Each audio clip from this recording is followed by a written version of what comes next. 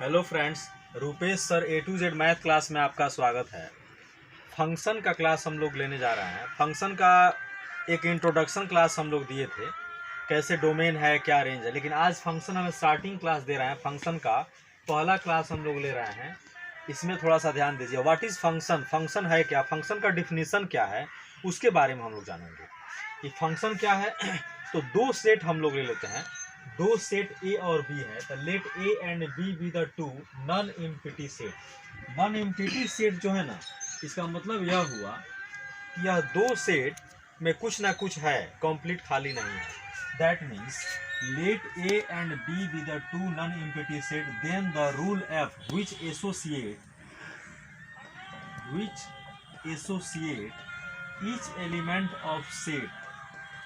each element of the set A with unique element of set B, then the rule F is called function from A to B, which is denoted by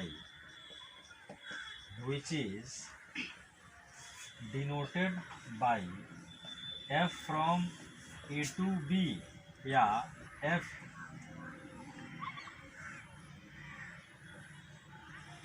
या A to B है। अभी हमने क्या देखा दोस्त, सबसे पहले क्या देखा कि मान लिया कि हम ए और बी कोई दो सेट है। जैसे यहाँ पर देखते हैं, यहाँ एक ए मान लिए और यहाँ हम एक बी मान लिए। दोनों में कुछ ना कुछ है, नॉन एम्प्टी सेट, कंप्लीट खाली नहीं है, उसमें कुछ ना कुछ है। तो इसमें हम मान लेते हैं 1 2 3 4, यहाँ ए बी सी डी। तो ईच एलिमेंट ऑफ सेट ए का प्रत्येक एलिमेंट, अर्थात सेट ए में कोई भी एलिमेंट बचा नहीं रहना चाहिए। मतलब सेट ए का सारा एलिमेंट मिलना चाहिए। सेट बी के यूनिक एलिमेंट, यूनिक मतलब होता है खास। सेट बी में जो है, यहाँ जो हम लोग लिखे हुए हैं unique element of set B, इसका मतलब पहले समझेंगे और इसका मतलब हम लोग समझेंगे। यानी कि ए का प्रत्येक एलिमेंट, अर्थात फंक्शन तभी डिफाइंड होगा जब ए का सारा एलिमेंट अपना रिश्ता बनाएगा किससे, बी के खास एलिमेंट से। तो बी में जो हम खास बोल रहे हैं, इसका मतलब है कि बी में सभी भी मिल सकता है। हो सकता है कि हमारे 5 फ्रेंड्स हैं, पांचों खास हों तो सभी को मिला देंगे। 4 फ्रेंड्स हैं, चारों खास हो, चारों मिला सकते हैं। या हो सकता है 5 में 3 को खास हो। अर्थात हमारा कहने का मतलब यह है कि सेट ए का तो सभी मिलना चाहिए, लेकिन सेट बी में 2 को भी मिल जाएगा तभी चलेगा, 3 को भी मिल जाएगा तभी चलेगा। मतलब सेट बी में उतना रिस्ट्रिक्शन नहीं है। वही हमने बताया कि सेट ए का सारा एलिमेंट सेट बी के कुछ एलिमेंट से मिलना चाहिए। तो मान लेते हैं 1 को ए से मिलाएं, 2 को बी से, 3 को सी से, 4 को डी से। कुछ ऐसा भी केस क्रिएट कर देते हैं। एक और एग्जांपल लेते हैं, यहाँ ए, यहाँ B, 1 2 3 4, A B C D E. 1 को ए से, 2 को बी से, 3 को बी से, 4 को सी से। कुछ ऐसा भी ले लेते हैं, A B 1 2 3 4, A B C D. अब यहाँ देखेंगे 1 को ए से, 2 को बी से, 3 को सी से, 4 को डी से, और यहाँ एगो को छोड़ देते हैं ई ऐसे। एक और केस हम लोग ले लेते हैं, यहाँ से A B 1 2 3 4, A B C D. ध्यान देंगे यह 4 एग्जाम्पल या 5 एग्जाम्पल हम इसलिए ले रहे हैं ताकि आपको यह कन्फ्यूज़न क्लियर हो जाए कि सेट ए का सारा मिलना चाहिए सेट बी के कुछ खास एलिमेंट से, तो उसको हम लोग फंक्शन बोलेंगे। अब किस केस में फंक्शन बोलेंगे, किस केस में फंक्शन डिफाइंड नहीं होगा, इसके बारे में चर्चा होगा। अब इसमें क्या करेंगे, हम लोग 1 को मिला दिए, 2 को मिला दिए, 3 को मिला दिए, और यहाँ 4 को मिला दिए, और यहाँ पर मान लेते हैं हम लोग अब 5 खाली छोड़ दिए, 5 यहाँ पर नहीं मिला। इस तरीक़ा से पहले इसमें हम लोग देखेंगे, या कुछ ऐसा कर दिए हम लोग, एक ए ले लिए, एक बी ले लिए, 1 2 3 4, ए बी सी डी या 5, 1 को ए से, 2 को बी से, इसको सी से, फिर इसको डी से, और यहाँ इसको ई से, और यहाँ इसको एफ से, इस तरीक़ा से हमने एग्जाम्पल लिया। अब चलिए इसको देखते हैं कैसे हम लोग कहेंगे कौन फंक्शन है। फिर एक बार डिफिनेशन पर चर्चा करते हैं। सेट ए का प्रत्येक एलिमेंट कर रहा है, then the rule f which associate मिलाता है each element of the set A. या जो ईच कह रहा है ना, तो ईच का मतलब होता है प्रत्येक। ये प्रत्येक का मतलब क्या होता है, एक एक। यही तो ध्यान देने वाली बात है कि सेट ए का सारा एलिमेंट मिलना चाहिए, लेकिन एक एक करके, नॉट डबल, एक एक करके मिलना चाहिए। चलो देखते हैं एक एक करके सारा कहाँ मिला हुआ है। देखो एक एक करके सारा मिला हुआ है, यह फंक्शन के लिए डिफाइंड है। थोड़ा सा एक बार देख लें, एक एक करके सभी मिला हुआ है, फंक्शन के लिए डिफाइंड है। एक एक करके सभी मिला हुआ है, फंक्शन के लिए डिफाइंड है। लेकिन एक एक करके मिला तो है, लेकिन एक इसमें 5 बाकी रह गया है, यह फंक्शन के लिए डिफाइंड नहीं है। इसमें देखेंगे अभी एक करके मिला, देखो दोस्त यहाँ 2 जो है वो डबल मिल गया है। ईच एलिमेंट, ईच का मतलब होता है प्रत्येक, एक एक करके मिलना चाहिए, तब जाके वह फंक्शन के डिफाइंड होगा। दैट मीन्स यह फंक्शन के डिफाइंड नहीं है। या ऐसा हो जाए A B 1 2 3 4 A B C D E, ऐसे मिला, ऐसे मिला, ऐसे मिला, ऐसे मिला, ऐसे मिला। एक और हम लोग ले लें, ए बी 1 2 3 4 5 6 7 8 9, इसमें मिला दिए, इस तरह का केस। अब देखेंगे हम लोग, अब तो समझ में आ गया। ईच एलिमेंट, सेट ए का प्रत्येक एलिमेंट एक एक करके मिलना चाहिए, यानी कि यह जो रूल किससे मिलाता है, एफ से। तो यह लिखेंगे, यह डिफाइंड है, इसके सामने लिखेंगे F is the function from A into B is defined. आप लोग सोचते होंगे कि सर डिफाइंड क्यों लिखें, जो फंक्शन के लिए डिफाइंड होगा, मतलब कंप्लीट रूल को फॉलो करेगा, अब फॉलो किया हुआ है, ईच एलिमेंट प्रत्येक एक एक करके वह फंक्शन होगा। तो चलो देखते हैं। तो f A into B is defined. अब यह डिफाइंड है कि नहीं, 1 2 3 4 यह भी डिफाइंड है, इसको भी लिखेंगे, यहाँ से लगा देते हैं। F is the function from A into B is defined. फिर यहाँ भी यह भी डिफाइंड रहता है, f is the function from A into B is defined. फिर यह भी चेक कर लें, यह डिफाइंड नहीं है क्योंकि यहाँ पर 5 छूटा हुआ है, ध्यान देना है। F is the function from A into B is not defined, not defined, clear. फिर यहाँ पर देखो यह भी डिफाइंड नहीं है, यहाँ डबल हो गया है। F is the function from A into B is not defined. यहाँ यह भी डिफाइंड नहीं है, यहाँ भी डबल हो रहा है, प्रत्येक तो मिला हुआ है लेकिन डबल हो रहा है। यहाँ F is the function from A into B is not defined. यह तो डिफाइंड है, प्रत्येक मिला हुआ है लेकिन एक एक करके। F is the function from A into B is defined. चलो फ्रेंड्स, अभी हमने एक चर्चा किया कहाँ डिफाइंड है। डिफाइंड मतलब फंक्शन है, और जो डिफाइंड नहीं है वह फंक्शन नहीं है। पहले फंक्शन है और नहीं के बारे में जानकारी कर लें। जब भी फंक्शन जब डिफाइंड होगा तो 3 चीज़ आएगा, डोमेन आएगा, रेंज आएगा, कोडोमेन आएगा। फंक्शन जब डिफाइंड होगा तो 3 चीज़ होगा, एक डोमेन पूछेगा, एक कोडोमेन पूछेगा और एक रेंज पूछेगा। जो फंक्शन डिफाइंड ही नहीं है उसमें ना डोमेन होगा, ना रेंज होगा, ना कोडोमेन। मोटा मोटी हम लोग समझें, मान लीजिए फंक्शन होगा तभी ना उसका 3 बेटा आएगा, डोमेन, रेंज, कोडोमेन। जब फंक्शन होबे नहीं करेगा तो उसका बेटा कहाँ से आएगा? राम नाम का लड़का जब है ही नहीं तो राम के 3 गो लड़के कहाँ से आएंगे? दैट मीन्स फंक्शन जब डिफाइंड होगा, यह सिस्टम को फॉलो करेगा, तब उसका डोमेन, रेंज, कोडोमेन निकलेगा, और नहीं तो डोमेन, रेंज, कोडोमेन। अब आप लोग को पूरी तरह से क्लियर हो गया होगा। इसका डोमेन निकलेगा, यह डिफाइंड है, इसका डोमेन, यह भी डिफाइंड है, यह डिफाइंड नहीं है, इसका ना डोमेन निकलेगा, ना रेंज निकलेगा, ना कोडोमेन निकलेगा। 3 गो चीज़ पूछता है। What is domain? डोमेन क्या है, थोड़ा चर्चा करें।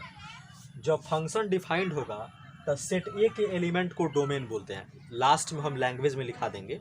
फिलहाल अभी ज़्यादा कोशिश करना है मैथमेटिक्स के छात्रों को, चाहे वह 11th के हो या 12th के हो या मैट्रिक के हो, कि लैंग्वेज से बचना है। बहुत सारे हमारे बिहार बोर्ड के भाई और बहनें पढ़ते हैं जिनको लैंग्वेज बड़ी सताता है, तो हमारे क्लास में आप लोग को लैंग्वेज परेशान नहीं करेगा। इसलिए प्लीज़ थोड़ा सा हम लाइट में थोड़ा सा प्रॉब्लम है, बोर्ड वगैरह में थोड़ा सा देखने में दिक्कत हो रहा होगा, लेकिन हम इस सारे चीज़ को एक बार और बोल देंगे, इससे आप लोग सोच समझ के इसको लिख लेना।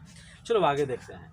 जब फंक्शन डिफाइंड है तो सेट ए के एलिमेंट को डोमेन बोलते हैं।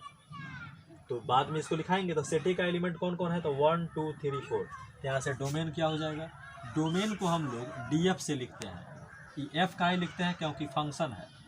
सेट ए का डोमेन क्या हो जाएगा, 1 2 3 4 डोमेन हो गया। क्लियर। अब रेंज थोड़ा सा देखें, सॉरी पहले को डोमेन देख लो। को डोमेन ऑफ फंक्शन को सी एफ से लिखते हैं, डोमेन ऑफ फंक्शन को डी एफ से लिखते हैं। तो को डोमेन के बारे में थोड़ा देखा जाए, सेट ए के एलिमेंट को डोमेन बोलते हैं तो सेट बी के एलिमेंट को को डोमेन बोलते हैं। एकदम क्लियर है, चाहे मिला हुआ रहे तो चाहे कुछ बचा हुआ रहे तो, लेकिन फंक्शन डिफाइंड होनी चाहिए। तो चलो फंक्शन तो डिफाइंड है, तो सेट बी के एलिमेंट को को डोमेन बोलते हैं, अर्थात ए बी सी डी। अब तो हमको लगता है कि हमारे छात्रों को डोमेन और को डोमेन में कोई प्रॉब्लम नहीं होगा, क्योंकि अगर फंक्शन डिफाइंड है तब। अच्छा, इसमें हम लोग अब रेंज देखेंगे, रेंज ऑफ फंक्शन। तो रेंज ऑफ फंक्शन की बात है तो पिछले क्लास में हम चर्चा किए थे इंट्रोडक्शन क्लास में कि रेंज उसी को बोलते हैं कि जितना एलिमेंट का फोटो बना हुआ है सेट बी में, मान लो यहाँ मिरर रख दो, आईना, तो 1 का फोटो ए है, 2 का फोटो बी है, 3 का फोटो सी है, 4 का फोटो डी है, अर्थात जितना फोटो बना हुआ है वह रेंज होगा। यानी कि रेंज कौन हो जाएगा, ए बी सी डी। बहुत सारे छात्र सोचते होंगे सर को डोमेन भी वही हुआ, रेंज भी हुआ है, तो किसी किसी क्वेश्चन में हो, चलो ना यहाँ पर देखो तो यहाँ रेंज अब ए बी सी हो जाएगा, को डोमेन ही सब हो जाएगा। तो क्लियर होगा धीरे धीरे, एक ही बार नहीं होता है। फिर चलो डोमेन निकाल दिए, को डोमेन निकाल दे, रेंज, यह भी तो फंक्शन डिफाइंड है फ्रेंड्स, तो इसमें भी थोड़ा सा निकाल लिया जाए डोमेन, रेंज और को डोमेन। चलिए अब तो हम जानते हैं डोमेन, को डोमेन, रेंज, तीनों निकाल दिया जाए। अब आइए डोमेन में क्या होगा, 1 2 3 4, 1 2 3 4। रेंज को डोमेन क्या होगा बाबू, सेट बी का सारा एलिमेंट, यानी कि ए बी सी डी ई। और रेंज क्या होगा, जितना फोटो बना हुआ है, 1 2 3, यानी कि ए बी सी। क्लियर हो गया। अब इसका भी डोमेन रेंज को डोमेन लिख देंगे। अब तो शायद क्लियर, डोमेन को डोमेन रेंज। चलिए तीनों का देखा जाए, डोमेन 1 2 3 4। अब बार बार हम एक ही चीज़ पर फोकस नहीं कर रहे हैं, क्योंकि खाली देखना है फंक्शन डिफाइंड है कि नहीं है। जो फंक्शन डिफाइंड होगा तो उसमें निकलेगा। तो डोमेन 1 2 3 4, 1 2 3 4। फोर डोमेन में क्या हो जाएगा students, A B C D E, सारा लिखा था है, अर्थात ए बी सी डी ई। और रेंज में जितना फोटो बना हुआ था, ए बी सी डी, अर्थात ए बी सी डी। अब आता है यहाँ पर ध्यान देने वाली बात, सबसे बड़ी बात है, यह तो डिफाइंड ही नहीं है, क्योंकि सेट ए का प्रत्येक एलिमेंट नहीं 5 बच गया है। यहाँ लिखेंगे F is the function from A and to is not defined, hence domain range and codomain are not exist. वो आएगा ही नहीं, तो क्या लिखेंगे, hence domain comma codomain and range of function are not exist. ये आएगा ही नहीं, नॉट एग्जिस्ट। क्लियर कॉन्सेप्ट है। फिर यहाँ थोड़ा सा देखते हैं, यह भी तो डिफाइंड नहीं है दोस्त, तो इसको भी लिख दो क्या, कि domain of function, range of function and codomain of function are not exist, not exist. Clear. यह भी तो डिफाइंड नहीं है, इसको भी लिख दो, hence domain of function, codomain of function and range of function are not exist. लेकिन यह डिफाइंड है, तो यहाँ फिर डोमेन निकलेगा, domain of function, codomain of function, range of function. Domain क्या हो जाएगा दोस्त, 1 2 3 4। देखो बहुत इजी तरीका से इसको बताने की कोशिश कर रहे हैं आप लोग, प्लीज़ घबराएं नहीं, एकदम शांति बनाए रखें और क्लास में एंजॉय करें और आगे पढ़ते रहें। 12th के किसी भी छात्रों को कोई प्रॉब्लम नहीं होगा अगर रुपेश सर क्लास लेंगे तो। यहाँ एक ही पर मिल रहा है, इसीलिए इसका रेंज हो जाएगा केवल 5। चलिए यहाँ पर हमने अभी क्लियर क्या किया, डोमेन, रेंज, को डोमेन के बारे में आपको बताया, लेकिन एक डिफिनीशन हम मोटा मोटी तौर पर लिख देंगे कि डोमेन किसको बोलते हैं, तो रेंज किसको बोलेंगे और को डोमेन किसको बोलेंगे। तो हम लोग यहाँ देखेंगे, अभी हमने जो आपको बताया जिस कंसेप्ट से, आपको समझ में आ गया कि डोमेन रेंज को डोमेन कैसे बोलते। लेकिन आपके जो बोर्ड में ऑब्जेक्टिव क्वेश्चन जो पूछेगा वह डायग्राम देख के नहीं पूछेगा, आपको किस तरह का दिया रहेगा अभी हम उस पर चर्चा करते हैं। कॉन्सेप्ट यही रहेगा लेकिन डायग्राम नहीं दिया रहेगा। तो आप लोग के मन में एक प्रश्न उठता होगा किस तरह से देगा, तो चलिए देखते हैं कैसे देगा। पहले क्या करेगा, देखिए ये देगा सेट ई ऐसे दिया रहेगा, जैसे दिया रहेगा ए में दिया रहेगा 1 2 3 4।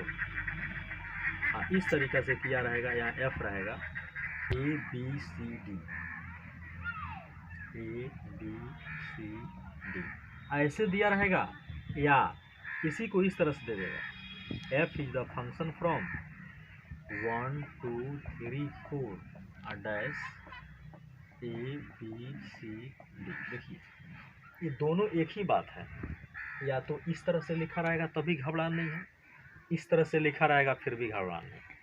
तो इसमें कुछ नहीं है, आप जो ऐसे लिखते था ना इस तरीक़ा से आप लोग लिखते होंगे F is the function from A into B, बतिया वही है।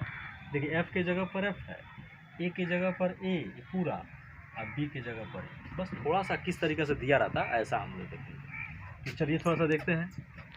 अब जो दिया रहेगा कहेगा फंक्शन इज डिफाइंड, चाहे दे देगा एंड एफ बराबर, अब एफ बराबर ई दिया रहेगा, डायरेक्ट मिला के दिया रहेगा 1a, फिर 2 से b, फिर 3 से c, फिर 4 से d। अब देखिए अब ये दिया रहेगा तो हम क्या करेंगे, ये एफ दे देगा तो ठीक है, और तब इसमें क्या करेगा, सबसे पहले आर भी दे सकता है। अब यहाँ कहेगा फाइंड डोमेन कॉमा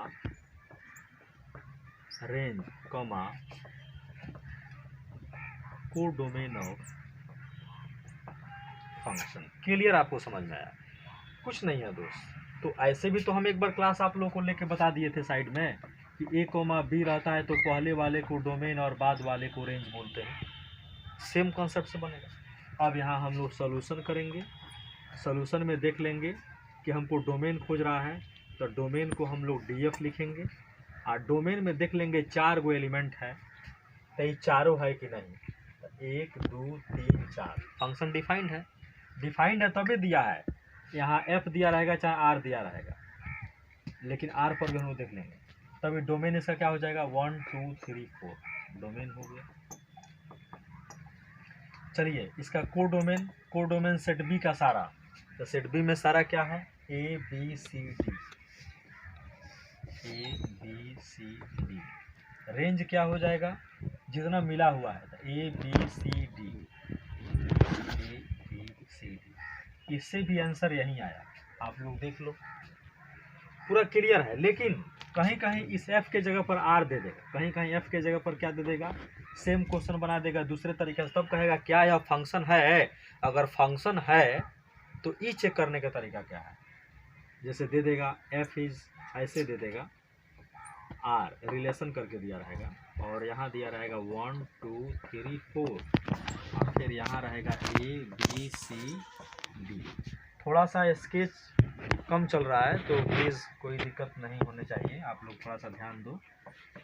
चलो इसके बाद में फिर दे देगा r is equal to 1 comma A 2 comma B.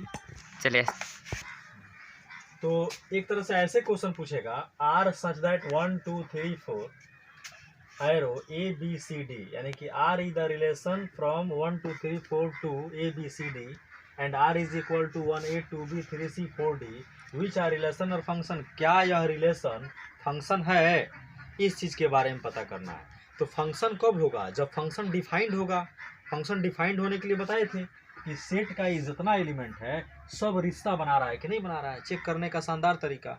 Same ऐसे ही क्वेश्चन हम लोग देंगे। जैसे देखिए तो सेट में कितना एलिमेंट है 1 2 3 4, तो 1 बनेबे किया, 2 बनेबे किया, 3 बनेबे किया, 4 बनेबे किया। इसका मतलब है कि यह फंक्शन है, और रिपीट नहीं करना चाहिए। जैसे कहने का मतलब कि ईच एलिमेंट, ईच का होता है प्रत्येक, अगर यही ऐसे दे देता जैसे इसमें हम लोग एक और ऑब्जेक्टिव टाइप का हम बना देते हैं कि किस तरह हम लोग चेक करेंगे कि इसमें कौन रिलेशन फंक्शन है। ध्यान दीजिए, इस चीज़ को अगर क्लियर कर दें तो आप लोगों को शायद दिक्कत नहीं होगा, और नेक्स्ट क्लास में हम लोग थोड़ा मार्कर सही होगा फिर हम लोग करेंगे उसको। तो हम लोग R1 एक लिखते हैं, एक R2 को देते हैं कहीं इस तरीक़ा से, जैसे 1A 2B 2C 3D, एगो ऐसे दे दिए, और फिर यहाँ दे दिए 4D, फिर R3 इज इक्वल टू दे दिए 1A 2B 3C फिर 4C, इस तरीक़ा से दे दिए। फिर R4 दे दिए 1A 2B 3C, इस तरीक़ा से। तो यहाँ पर हमने क्या देखा कि क्या फंक्शन है कि नहीं, जो रिलेशन दिया हुआ है फंक्शन है कि नहीं। तो आप लोग को हम बताए हैं कि खाली इसमें ध्यान दीजिए, 1 2 3 4 ये 4 गो है, तो ये चारों बना रहा है कि नहीं बना रहा है, लेकिन अकेले अकेले। तो 1 2 3 4 कहीं रिपीट नहीं है, सेट बी में ध्यान नहीं देना है। तो यह रिलेशन फंक्शन है, इसको लिख देंगे फंक्शन है, ये फंक्शन। इसको देखेंगे 1 2 रिपीट कर गया, यानी कि सेट ए का एलिमेंट्स जो है वो रिपीट नहीं करना चाहिए, ईच बताए थे, इसलिए यह फंक्शन नहीं है, नॉट फंक्शन। इस तरीक़ा से इसमें देखेंगे 1 2 3 4, यह भी रिपीट नहीं किया है। अब बाद में कितने लोग कहेंगे सर सी बाद में रिपीट करें, बाद से मतलब नहीं, यहाँ भी तो था, यहाँ का अकेले हो सकता है लेकिन इधर डबल होगा तो कोई दिक्कत नहीं, यूनिक है। तो यह भी फंक्शन है। इस तरीक़ा से हम लोग फंक्शन रिलेशन चेक करेंगे। आज का क्लास हम यहीं रहने देते हैं, क्योंकि आज थोड़ा सा लाइट भी आ रही है बोर्ड पर और मार्कर भी साफ नहीं चल रहा है। कल इस पूरा सिस्टम को ठीक किया जाएगा, उसके बाद में इसका हम लोग सेकंड क्लास लेंगे। प्लीज़ हमारे छात्रों को दिक्कत तो हुआ होगा इस बोर्ड को लेके, लेकिन घबराना नहीं है, जो जो हम बोले हैं उस पर समझना है और उसको ऐसे ही करके लिख लेना है। फिर नेक्स्ट क्लास में हम लोग मिलेंगे। हमारा वीडियो अगर अच्छा लगे तो प्लीज़ इसको सब्सक्राइब और शेयर करें। आज क्लास यहीं एंड हो रहा है।